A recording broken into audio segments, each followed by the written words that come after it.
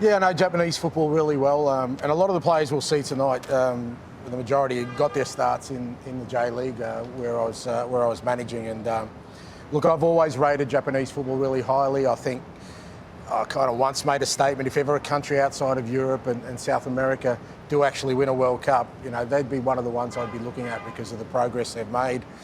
All their players now play in Europe. We've seen in the lead-up the ability to get results, not just get results, but play well against good opposition, top-class opposition. I've always felt they just lack a little bit of what the Aussies showed last night, just that belief that they can actually be a dominant side, but I'm really looking forward to watching them play.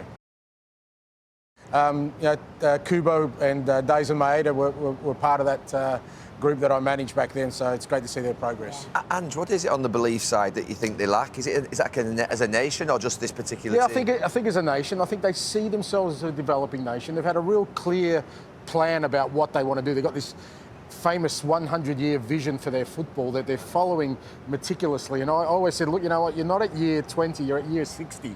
But they're just, you know, really methodical about that. And, you know, like I said, I think once they crack that and they would get that real belief that they can knock off the best nations, and we've already seen it, I think, you know, they're a chance to definitely get deep in this competition, but one day to actually win the World Cup. I'd be really disappointed if I was the Dutch going in front like they have done, and then obviously letting the Japanese come back in. Credit to the Japanese, but I thought, I mean, Ange summed them up perfectly before the game, where he said they lacked belief, and they really did lack belief until they went a goal down, and then they came back and showed a little bit, but they'll be so disappointed, Holland. These were the fans as well, so the reaction from the Japanese, look, they're such good value all game, especially this guy, who actually we stayed on for about 10 minutes, and that celebration just continued on a loop. Look, they had a great time. Ultimately, for Japan, this must be a great result for them to get through this game. Fantastic from Japan's point of view. And just mentioned there, obviously maybe lacked in belief, but towards the end it was the Dutch. You know, when they got themselves in that winning position, and then start making defensive changes, and then of course on the set pieces. So Japan will be delighted with that. But look, all credit to them. As much as I felt Holland were always seemed to be in control of the game, but you stay in the game, you keep the fight. There's always just one goal in it. So we took our hats off to Japan, but it'll be the Dutch who'll be frustrated. Japan will be delighted with that draw.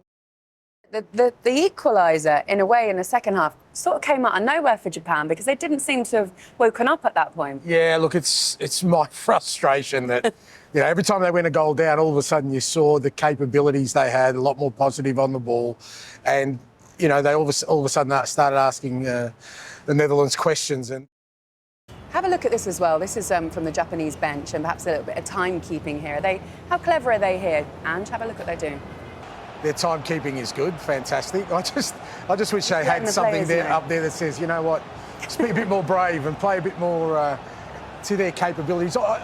You know, I get, you know, Roy is right that they should be really happy with the 2-2, but I know the capabilities they have. They can win these games by playing with a little bit more courage. 日本をよく知るポステコグルーとしては、引き分けでも納得いかない様子ですね。主導権を握るであろうチュニジア戦では勝ち点3を勝ち取ってほしいですね。